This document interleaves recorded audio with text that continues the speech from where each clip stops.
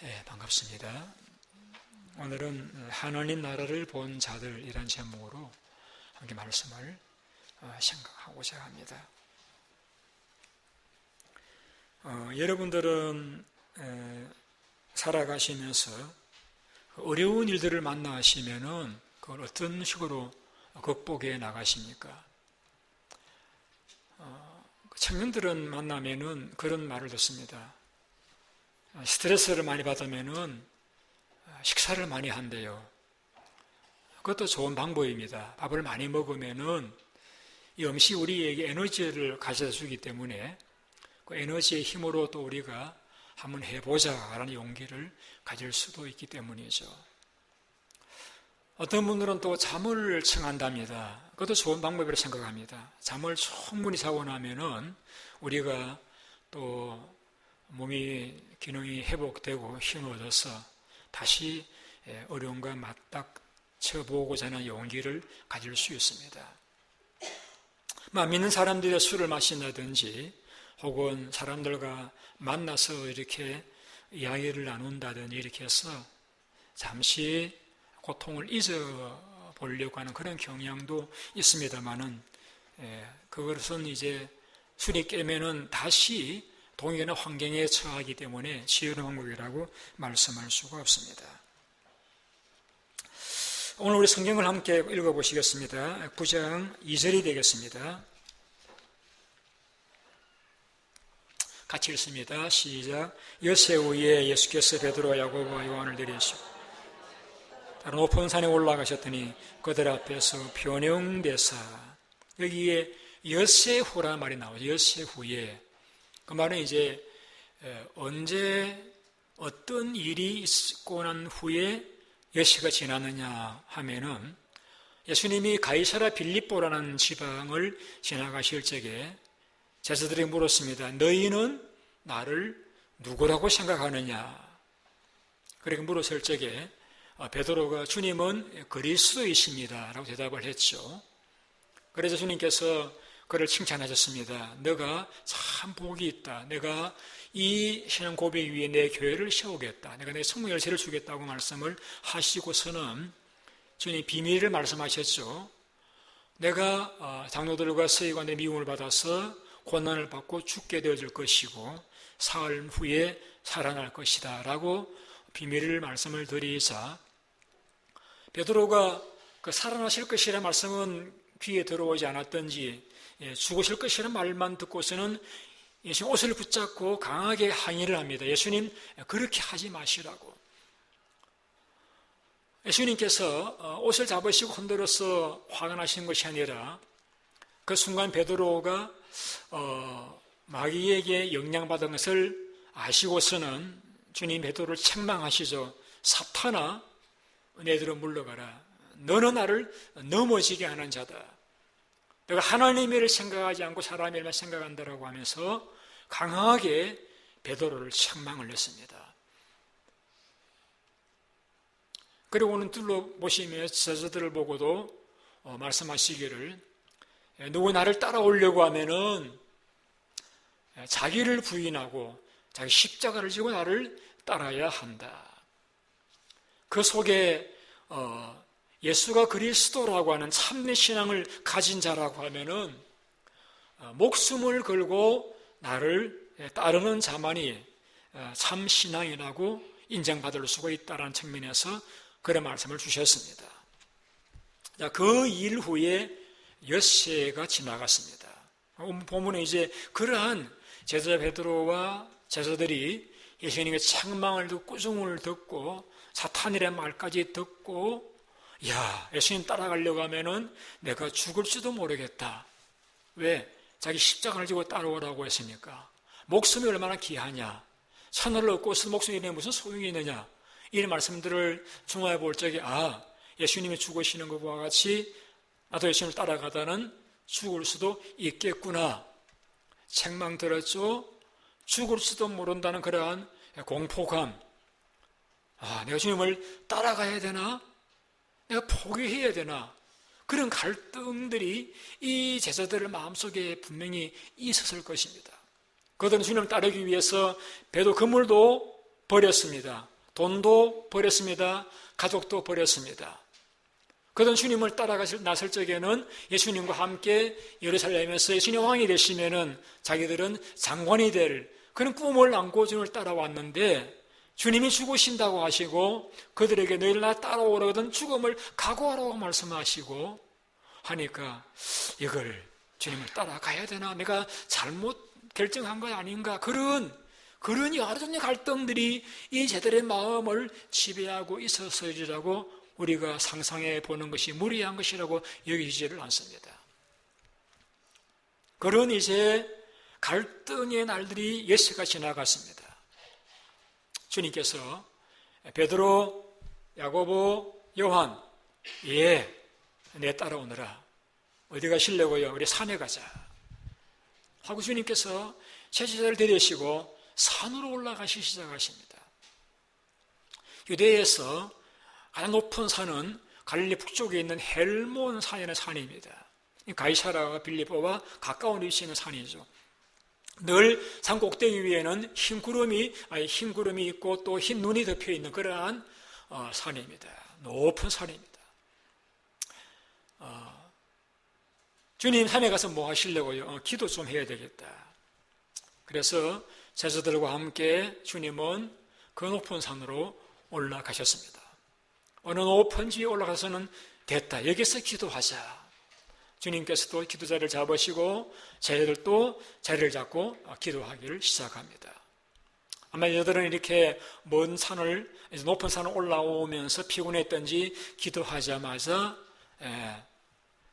입신에 들어갔습니다. 잠을 자기를 시작합니다. 근데 기도하는 중에 주님의 모습이 놀랍게 변화되어지기 시작합니다. 얼굴이 광채가 나고 입으신 옷이 흰, 어떤 배탁으로도 희게 할 만큼 희게 빛을 발하기 시작하는, 뿐만 아니라 그 옆에 어디서 나타나셨는지 모세라고 여겨지는 웬 할아버지가 등장을 하고, 그에게는 또 불병거를 옆에 두었다고 상상할 수 있는 엘리야 선지자가 등장해가지고 예수님과 함께 대화하는 그러한 광경이 그 자리에 펼쳐졌습니다. 그 예수님과 모세와 엘리야가 도론도론 이야기하는 소리에 잠이 깼든지, 안 그러면은 그 밝은 광채에 잠이 깼든지 제 잠이 깨었습니다. 보니까 한 번도 보지 못했던 주님의 변화된 모습, 그동안에는 인간적인 육신의 안에서 감추어져 있던 예수님의 하나님 되심, 신성이 나타나심으로 강렬하게 빛을 발하시는 예수님의 그 모습, 그리고 말은 하지 않았지만은 직감적으로 모세이구나, 엘리야이구나 하고 느껴지는 위대한 두 분이 함께 서서 말씀 나누는 그 광경을 보았을 적에 제들은 그 마음속 깊은 이제 감동과 충격을 떨쳐버릴 수가 없었습니다. 그런데 이 순간에 베드로가 뭐라고 주님께 아뢰는가? 주님, 그렇게 대화를 그렇게 보고 있는데 대화 끝나면서 이제 모세와 엘리야가 불병을 타고 가시려고 하시는지 떠나시려고 하시니까 베드로 나서 주님, 제가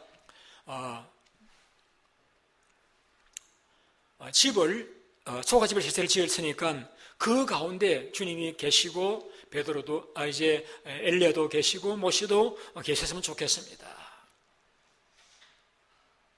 아마도 이 베드로의 마음 속에 지금까지는 주님의 꾸중들은 일들과 주님을 따라가려고 하면은 죽을지도 모른다는 그런 공포감과 이걸 따라가야 될 것인가 말아야 될 것인가 막 갈등을 하고 있었는데, 기도할 동안에 자기들은 잠을 잤지만 깨어서 보았을 적에 주님의 그 하나님 되심의 모습과 메시아로서의 그 분명한 외적인 증거와 또 엘리야와 모세가 나타나가지고 주님과 대화를 나누는 가운데서 그 스토리에서 다시 확인할 수 있었던 예수님의 예언의 성취자로서 오신 메시아심을 확신하면서 그 예수님 하나님 되심과 또 모세와 엘리야와 함께 있는 그 광경, 그 순간이 너무 좋았던 거예요.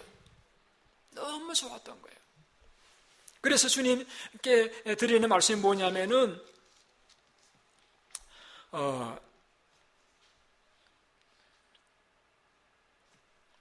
우리 여기 있는 것이 조사오니 5절 한번 띄워보십시오.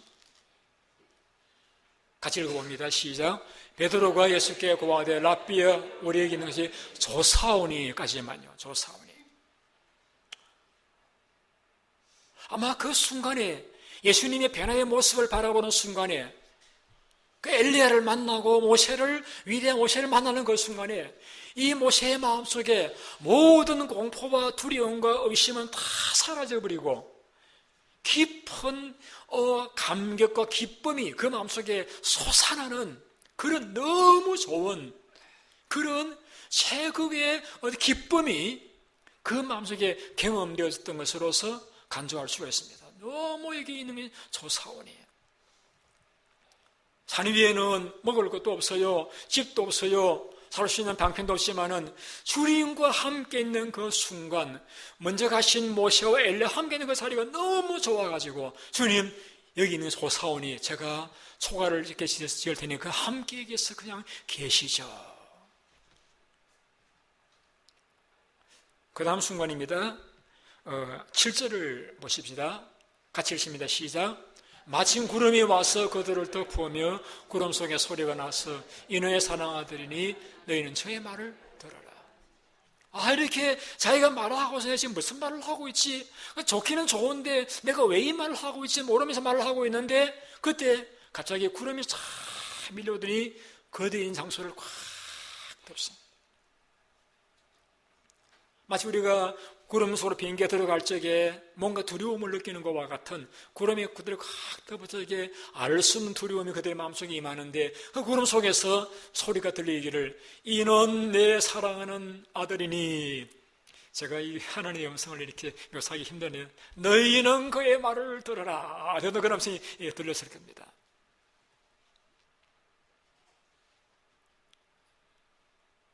자, 여기까지가 그리고 한 뒤에 어떤 이렇게 되었는가 하면 8절을 보십시다. 8절 같이 읽으시죠. 문득 둘러보니 아무도 보이지 아니하고 오직 예수와 자기들 뿐이었더라. 자, 이것이 이 스토리가 본문의 내용이고 이 스토리가 그 헬몬산에서 성의 헬몬산의 이름은 지칭하지 않았습니다만 수가 그렇게 표현하고 있습니다. 헬몬산에서 베드로와 야고보 요한이 체험한 신비한 체험입니다. 오늘 질문이 이것입니다. 베드로가 예수님 앞에 사탄이라고, 너는 나를 넘어지게 하는 자라고, 너가 하나님을 생각하지 않고 사람을 생각하는 자라고 무섭게 꾸중과 책망을 들었던, 그리고는 나를 따라오려거든 목숨을 걸어야 된다라는 그러한 말을 들었을 적에 갈등하고 있던 이 제자들에게 주님께서 왜 이 신비한 체험을 하게 하셨느냐 하는 것입니다. 왜 신비한 체험을 그 시점에서 하게 했을까요? 앞서 제가 대답을 드렸던 것과 같이 이미 그들은 갈등하고 있었습니다. 주님을 참 목숨을 걸고 따라가야 되느냐 말아야 되느냐. 주님 따라가면 죽는다라고 하는데 이 따라가야 되냐 말아야 되느냐. 긴 것 같기도 아닌 것 같기도 하고 주님을 칭찬해 주는데 보고 또 사탄이라고 하기도 하고 나를 넘어뜨리는 자라고 이렇게 제자들 앞에서 책망하기도 하고 따라가야 되나 말아야 되나 그런 갈등. 예수님 따라가다가 죽으면 어떻게 되나 그런 이제 공포. 자, 여러분 이러한 갈등 공포 여러분의 삶에서 느껴보신 적이 없습니까? 내가 주님을 위해서 뭔가 충성하고 수고하고 봉사했는데 돌아온 대가는 사람들의 업신여김과 무시와 멸시를 당했을 적에 내가 예수 믿는 걸 그만두고 말지 내가 돈이 나오는 것도 떡이 나오는 것 내가 안타 교회에서 욕을 들어가면서 봉사할 필요가 무엇이 있는가? 예수가 밥 먹여주냐? 그냥 내가 나가서 마음껏 술도 마시고 담배도 피우고 놀고 살아가지 라는 그런 신앙을 포기하고 싶은, 또 교회 모든 직분을 던져버리고 싶은, 여러분 그런 갈등은 여러분 상황에 없었습니까? 여러분들은 그러한 갈등과 질문이 생길 적에 여러분 그러한 갈등들을 어떻게 이겨나고 나오셨습니까? 잠을 주무셨어요? 식사를 많이 하셨댔어요? 자, 오늘 본문의 이 제자들의 이 갈등을 주님이 어떻게 치료하셨습니까? 그들이 과거에 보지 못했던 예수님의 하나님 되심을 보여주셨습니다. 그리고 모세와 엘리야를 등장시켜서 예수님이 그 모세 율법을 완성하신 분으로서 엘리야의 예언을 성취하신 분으로서의 구약에 약속했던 바로 그 메시아, 바로 그 구세주이심을 그들에게 보여주심으로써 그들이 내가 믿고 목숨 걸고 따르고자 하는 예수님이 구약에 약속하시던 바로 그 구세주가 맞으시구나. 이분은 이 땅 위에서 단순히 어떤 장관 자리나 주실 그런 분이 아니라 바로 하나님이시구나. 내가 이분을 따라가게 되었으면 그 약속한 것과 같이 내게 천국을 주실 분이시구나. 내가 이분을 따라가면은 나도 머지않아서 주님을 만나고 나도 먼저 간 성도를 함께 만나서 그렇게 즐거웠던 그 순간과 그 즐거운 천국을 내가 누리며 살아가게 될 수 있겠구나라는 확신을 가짐으로써 그에 당면하고 있었던 그러한 갈등을 뛰어넘고 다시 주의 일에 힘쓸 수 있는, 주님을 따라갈 수 있는 그러한 용기를 가질 수 있도록 하기 위해서 주님께 저들에게 그러한 체험을 하게 하셨다는 것입니다. 여러분 믿으십니까? 괜히 여러분 갈등이 생기면은 술 마시러 가시지 마시고요. 죄 없는 밥이나 그랬고 요거 드시지 마시고요. 하나님 만나세요, 여러분. 하나님 만나세요. 자, 여러분 우리가 동일한 경우를 사도행 6장, 7장에 읽어볼 수 있습니다. 사람들이 스데반을 죽이겠다고 끌고 와서는 그를 둘러서 가지고 그를 향하여서 공박하고 이제 비판하고 있을 때에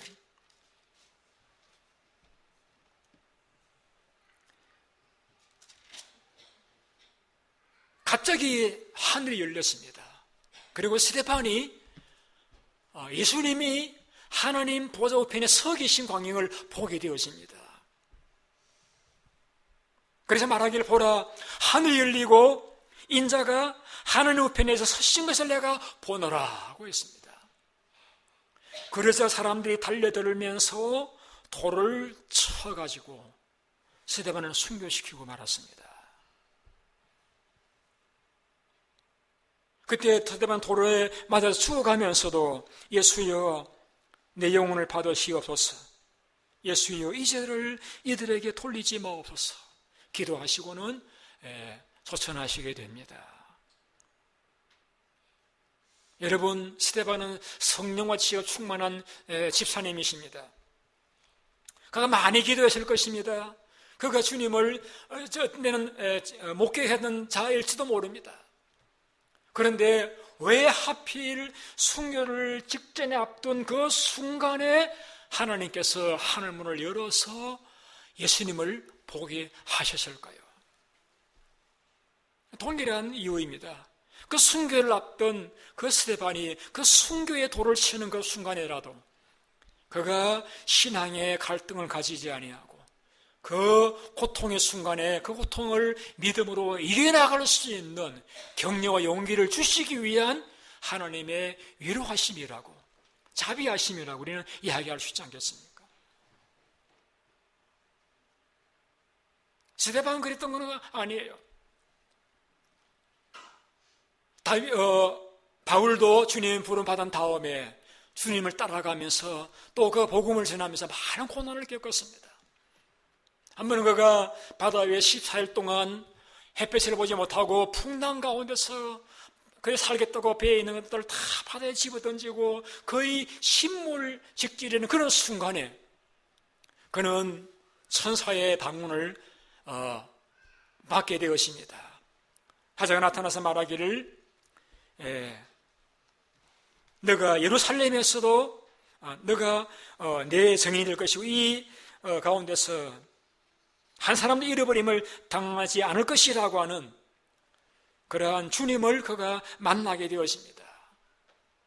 그 위기의 순간에 절체절명의 순간에 하나님 하사를 보내어서 그 바울을 위로하십니다. 두려워하지 말아라. 너가 가이사 앞에 서야 될 것이다. 그를 격려하시고 용기를 불어넣으시는 천사의 방문을 그는 맞이하게 되었습니다. 왜? 그러하여 그 절망의 순간에도 낙심하지 않고 하나님의 일을 이루실 섭리와 격려를 믿게 하고 그로 용기를 내어서 그들에게 전도하는 사명을 감당해 나가도록 하시기 위한 하나님의 위로하심이라고 저는 그렇게 생각합니다. 물론 우리는 바울이 그 한 번만 체험한 것 아닙니다. 사도행 9장에서 예수님을 만났습니다. 16장에서 환상을 보았습니다. 18장에서 역시 주님을 만났습니다. 23장에서도 주님의 음성을 들었습니다. 왜 질문이 생기죠? 왜 우리는 평생을 살아가면서 한 번 주님의 음성을 듣기도 어려운데 왜 바울은 그렇게 많은 음성들을 들려주시고 그런 많은 환상들을 보여주셨는가? 왜 그랬을까요, 여러분? 그만큼 바울에게는 그가 헤쳐나가야 될, 넘어가야 될 고비와 어려움이 많았다는 이야기입니다, 여러분. 그런 수시로 하나님께서 환상과 말씀을 들려주시지 않으시면 그가 그 강벽을 이기고 나아갈 수 없을 만큼의 많은 사경은 그가 만났다는 이야기가 되었습니다.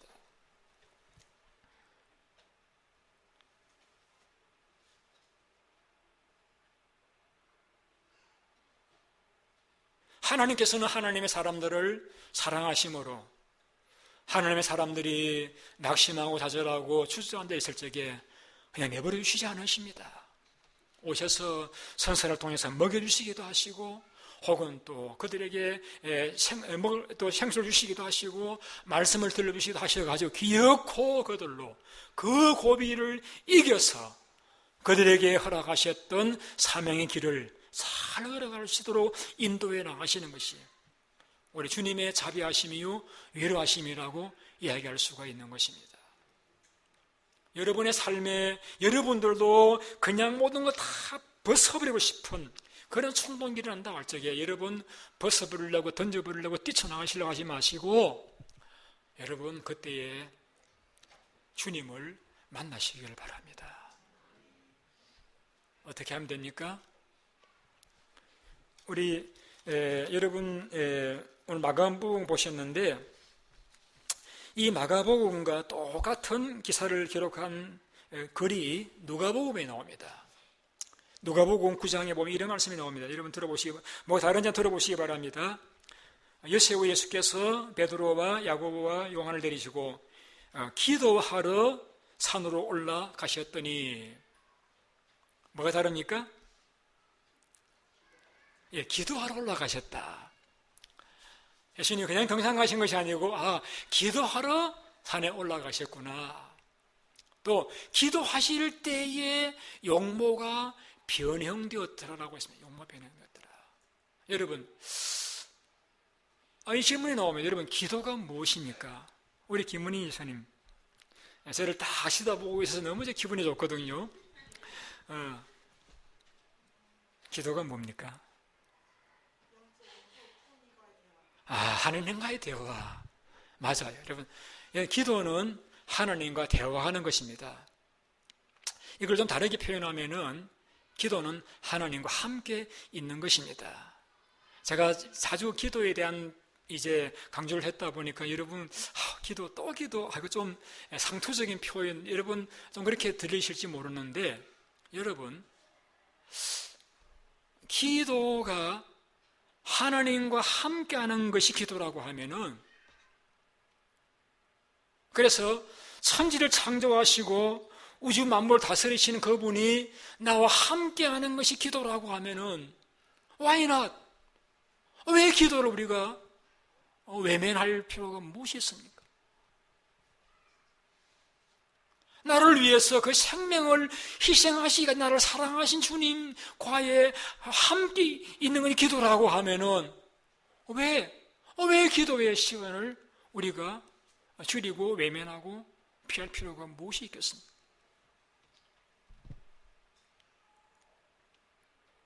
베드로가 가다가 비록 졸긴 했지만은 기도하는 동안에 그는 주님의 배나를 체험하고 너무 좋아서 집을 해제를 지을 테니까 여기 삽시다라고 말할 만큼 그렇게 좋았다라고 하면은,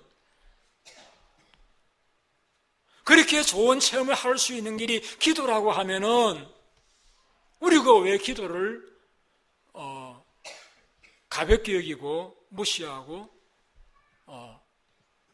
외면하고 그렇게 할 필요가 why not? 왜?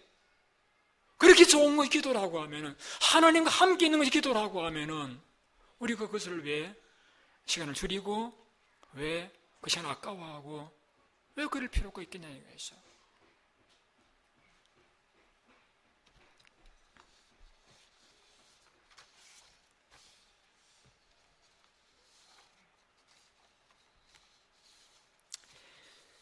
제가 중고등부 시절에,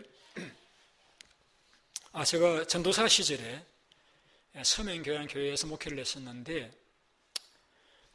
제가 그 당시에 이제 중고등부 교사들하고 이렇게 교사들 지도하고 있었는데, 금요일 저녁에 밤 10시에 신라기도를 가졌습니다. 한국에는 신라기도 많이 하잖아요. 금요일 날 이렇게 교사들과 함께 모여서 우리가 기도하자 이렇게 해서 금요일 저녁 10시에, 그래 10시 좀 모일 수밖에 없는 이유는 다 직장 다니고 하기 때문에 일 마치고 집안일 좀 하고 난 뒤에 피곤하지만은 기도하기 위해서 교사들이 모였습니다. 모여서 기도를 하는데 기도가 안 돼요. 여러분, 기도가 안 된다는 말을 여러분 이해하시죠? 답답하고 감동이 오지도 않고 신도 나지도 않고 그래서 찬송을 한 30분 부르는데도 그런 이제 기도할 마음이 생기질 않아요. 그래서 이제 또 우리 회개합시다. 또 회개 기도를 하고 또 찬송 부르고 이렇게 하는데 1시간 좀 지나가던가요? 한 교사가 이제 기도합시다 그러더라고요.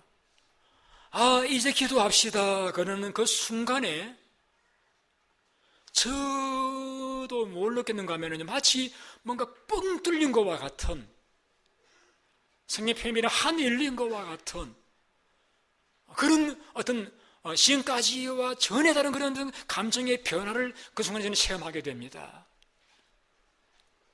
누가 제게 와서 안수해 준 것도 아니고 하지만은 우리 이제 기도합시다는 그 말을 듣는 순간에 저만 그런 게 아니라 함께 앉은 교사들 동일한 체험을 했어요.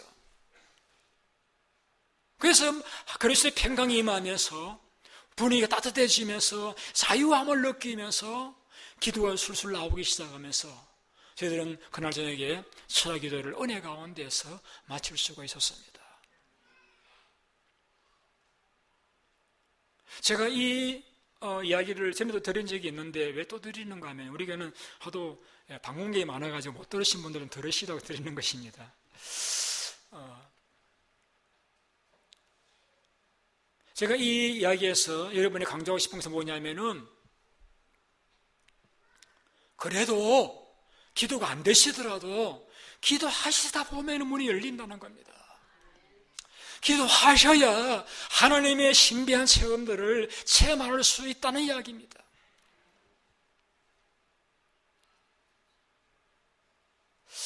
저희 교회는 새벽기도 6시에 합니다. 한국교회는 새벽기도를 4시 반에 혹은 5시에 합니다. 그래서 대개는 이제 저도 거기에 그랬습니다. 새벽기도가 또 오면 이렇게 또 집에 와서 잠을 자기도 합니다. 그런데요, 새벽기도 와서 잠잘 바에는 새벽기도 나가지 마라 그런 말들도 듣기도 했는데요, 그래 새벽기도 갔다 와서 잠을 자는데 불구하고 하나님께서 신비한 꿈들을 많이 꾸게 해주신 은혜를 저는 체험했습니다. 때로 저도 늦게까지 이렇게 저녁에 운동도 하고 설교 준비를 하고 이렇게 잠을 자다 보니 새벽에 일어나서 또 피곤한 몸도 부러워서 와서 말씀을 전하고 자 기도합시다라고 하고 눈을 감고 있으면은 저도 막 졸음이 막 쏟아져요. 그럼 이제 이렇게 있다가 굽벅이거리고 그렇게 합니다. 그러면 이제 집에 가서도 구사리 먹죠. 그렇게 좋을 걸 만다고 이렇게 기도하러 가느냐. 뭐 이렇게 이제 제가 우리 어른에게 야단을 맞습니다.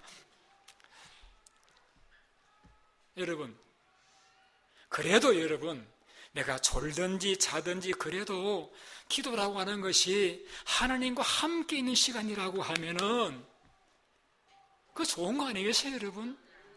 근데 그 놀라운 것은요, 내가 졸다고 가는 날도 있어요. 잠만 자다 가는 날도 있어요. 그런데도 불구하고 하나님께서 은혜를 주시더라니까요. 여러분 자녀가 집에 학교 갔다 와가지고 밥 달래 밥 먹고 약간 잠만 자고 또 내일 학교 가잖아요. 그래도 여러분 좋지 않아요? 예수님께서도 기도한다 나와서 잠만 자고 가더라도 예수님 우리를 보시기 좋으신가 봐요. 그러니까 은혜를 주시죠. 여러분 베드로가 예수님과 기도 올라가가지고 뭐 했다 그랬죠? 졸았다 그랬잖아요. 그것도 깊이 졸았다 그랬습니다. 깊이 졸았어도 은혜 주시는 것이 기도라고 하면은 why not? 왜 기도를 우리가 피할 필요가 무엇이 있습니까?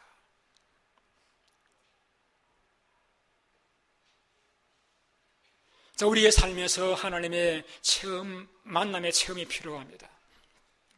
그 체험은 우리의 모든 마음의 활동을 뛰어넘을 수 있는 계기가 되어지기도 하고 그 체험을 통해서 우리가 그 기쁨을 경험하면서 이렇게 예수 믿는 게 좋구나, 이렇게 하나님 만나는 게 좋구나, 이렇게 주님 음성이 너무나 좋구나, 그 좋음을 경험한 사람은요 다른 좋은 거 찾아가지 않아요. 다른 좋은 거 기대하지 않아요. 왜? 주님과 만남이 너무 좋으니까, 주님과 함께 있는 게 너무 좋으니까, 그 체험을 한번 하고는 너무 좋으니까 그 체험이 좋아서 또 기도의 시간에 나아갈 수밖에 없는 거예요, 여러분. 여러분, 그러한 예수 믿는 게 이렇게 좋은 것이구나, 여러분, 그렇게 느낌이 살아가기를 원치 않습니까? 여러분, 그러시려고 하면 여러분 하나님과 만남의 시간을 많이 가지세요. 오래 가지세요. 좀 자주 가지세요. 좀 깊게 가지세요. 여러분이 부인할래 부인할 수 없는 하나님의 임재와 능력을 경험하시게 되시면은 아무리 여러분의 삶에 어려움이 있고 설사 내 생명을 걸 일이 있다 할지라도 여러분 두려워하지 않고 능히 그 길을 걸어가실 수가 있으리라고 확신합니다. 여러분이 제 설교를 들으시면서 혹시 여러분 가운데 목사님이 좀 신비주의자 아닌가 그런 생각을 하시는 분 계시지 않는지 모르겠습니다. 여러분, 성경에는 많은 신비로운 일들을 기록하고 있습니다. 본문도 신비로운 일들이잖아요. 제자들 신비한 체험들 했잖아요. 근데 신비주의라고 하는 건 뭐냐면요, 그 체험만을 중시하는, 그래서 자기의 체험을 절대화시키고 체험하지 못하는 사람들 업신여기고 무시하고 늘 그 체험만을 추구해 나가는 그런 사람이 신비주의자입니다. 여러분, 제가 처음 설교를 시작하면서 말씀드렸던 것과 같이 왜 엿새우에 예수님께서 제자들에게 베나산에 올라가게 하셔서 이 신비로운 체험을 하게 하셨죠? 목적이 무엇이었죠? 그들을 어떻게 하기 위해서요? 위로하시고 격려하기 위해서입니다. 그들에게 예수님이 바로 그 그리스도이심을 확신시켜주기 위해서이죠. 그리고 그들로 하여금 예수님만을 붙들고 순종하며 따르도록 하기 위해서이죠. 맞습니다. 그 체험이라고 하는 것이 체험을 위한 체험을 추구한다라고 하면 저 역시 신비주의자일 수 있습니다만은 그 체험을 통해서 주님이 그리스도이시고 주님만을 내가 붙들고 살아가야 되겠다라고 하는, 주님을 위해서 충성하는 건 결코 헛되지 아니하다라고 하는 사실을 내가 확신한다라고 하면은 그 신비는 그 체험으로 끝나지 않고 우리의 삶을 생동감 있게 주의 일을 더 충성하게 만드는 결과를 가져오기 때문에 그것은 신비주의자라고 그런 이야기를 할 수가 없으리라 생각하는 것입니다.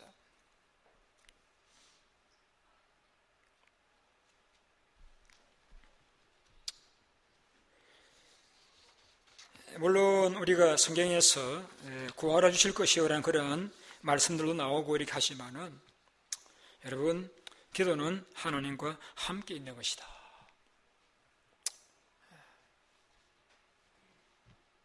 정 여러분이 피곤하시면은 누워서라도 기도하십시오. 그래도 하나님 은혜 주십니다. 때로 새벽 기도 마치고 교인들 다 가고 없으면서도 이 바닥에 덜 누워 있을 때도 있습니다. 너무 피곤할 때는요. 그래도 하나님께서 하루를 돌이켜보면은 오늘도 하나님이 은혜 주셨구나 라는 느낄 때가 있습니다.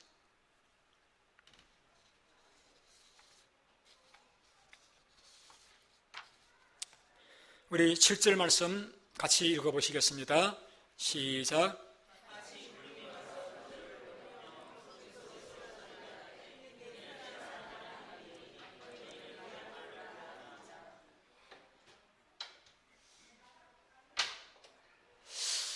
베드로가 예수님 요청했던 것은 예수님 제가 초가를 시체 지을 테니까 여기 삽시다 라고 했습니다. 그런데 그 말 대답도 듣기 전에 구름이 밀려와서 그들을 덮었고 두려움 가운데 움츠리고 있는데 구름 속에 하늘의 음성이 들렸습니다. 이는 내 사랑하는 아들이니 너희는 그의 말을 들으라.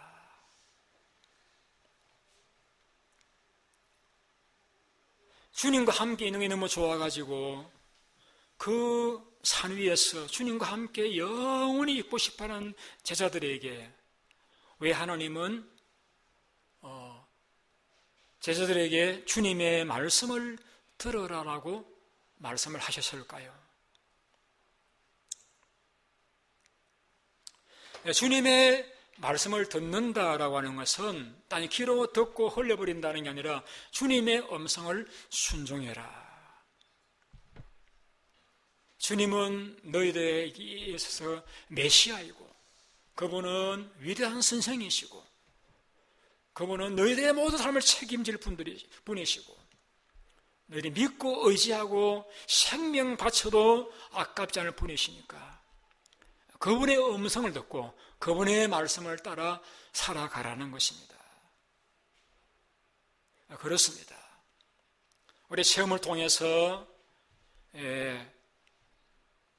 들어야 할 것은 어떤 이상한 다른 이야기가 아니라 예수님의 음성입니다. 내가 무엇을 해야 될 것인지, 내가 어떻게 살아가야 될 것인지, 주님에게 뭘 원하시는지 이러시는 그 음성을 우리 그 체험 가운데서 들어야 됩니다. 영적 향락주의자와 같은 그런 체험만을 즐기는 그런 자가 아니라 그 체험 가운데서 하나님이 내게 뭘 원하시는지, 주님이 내게 뭘 요구하시는지를 우리가 들어야 됩니다. 그래서 주님 말을 붙들고 주의 음성이라고 하면 주께까지 순종할 수 있을 적에 우리는 정말 올바른 체험, 바른 체험을 한 사람들이라고 말씀할 수가 있는 것입니다. 베드로가 이 이야기를 베드로 후서 1장에서 언급하고 있습니다. 이렇게 말씀하고 있습니다. 우리는 그리스도 강림하심을 너희에게 알게 한 게 교묘히 맞는 이야기가 아니라 우린 친히 크신 위엄을 본 자들이다. 지극히 큰 영광 중에 이런 소리가 나기를 이는 내 사랑 아들이요 내 기뻐하는 자라 하는 때에 그가 하나님의 아버지께 종영광을 돌리는 걸 내가 보았다라고 했습니다. 그러면서 이어서 말하기를 베드로가 우리에게 이 체험보다 더 확실한 예언이 있는데 그것이 바로 모든 성경은 하나님의 성령의 감동을 입은 사람들이 하나님의 받아서 말씀한 것이라고 하는 베드로는 그의 체험을 이야기하면서 우리가 체험한 것보다 더 확실한 체험이 있는데 바로 이 하나님 말씀이라고 그는 결론을 내리고 있습니다.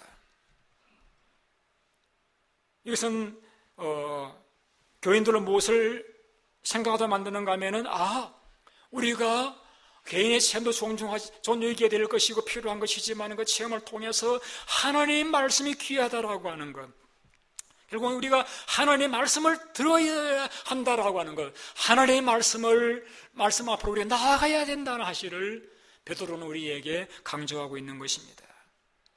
여러분, 하나님께서 우리에게 말씀하십니다. 왜 말씀하시냐? 때로는 우리를 위로하시기 위해서, 때로는 우리를 책망하시기 위해서, 때로는 약속을 주시기, 때로는 축복하시기 위해서 말씀하십니다. 이러한 말씀들을 들으면은 우리가 살게 되었습니다. 마치 엘리야가 셈의 음성을 들었을 적에 살아났던 것과 같이 음성을 듣는 자는 살아나게 되어집니다. 여러분, 예수님이 이 교회의 머리에 있습니다. 이 교회가 산으로 가야 됩니까? 바다로 가야 됩니까? 강가로 가야 됩니까? 우리는 어떤 개인의 의견이 아니라 하나님 말씀이 우리에게 뭐라고 말씀하고 있는가로 우리 돌아가야 됩니다. 하나님이 우리에게 뭐라고 말씀하고 있는가? 그래서 내 의견은 이게 아니고 하나님이 원하시는 것이 이것인 것 같습니다라고. 여러분, 우리 하나님의 뜻을 존중할 적에 이 교회는 하나님의 교회일 수가 있는 것입니다. 우리가 귀 기울여야 될 것은 예수님의 음성입니다. 왜 성경이 이렇게 말씀하고 있습니다. 내 양은 내 음성을 듣는다라고 했습니다. 내 양은 내 음성을 듣는다.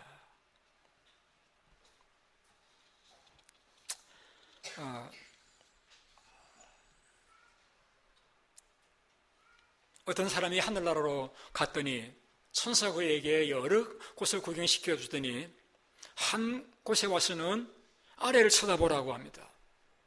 무엇이 보이느냐고 이렇게 물었습니다. 캄캄해서 아무것도 안 보인다라고 하네. 다시 보라고 합니다. 다시 보니까 많은 사람들이 전쟁 가운데서 피난처를 찾아 못해가지고 막 헤매는 그런 모습을 보게 되어졌습니다. 그런데 천사가 이 사람에게 말하기를, 당신 이곳에서 머물러 있기를 원합니까? 아니면은 저 아래 내려가 저 캄캄한 가운데서 방황하는 수많은 사람들에게 복음을 전해서 구원하고 싶습니까? 사실은 이 사람이 천국의 경험을 하기 전에 그가 교회를 봉사하면서 너무 힘들어가지고 이를 의욕을 잃고 주저앉아 있을 때였습니다. 마치 엘리야가 주저앉아서 자기 생명을 거두어 달라고 투정 부리던 것과 같은 그러한 상황에서 꾸었던 꿈이었습니다.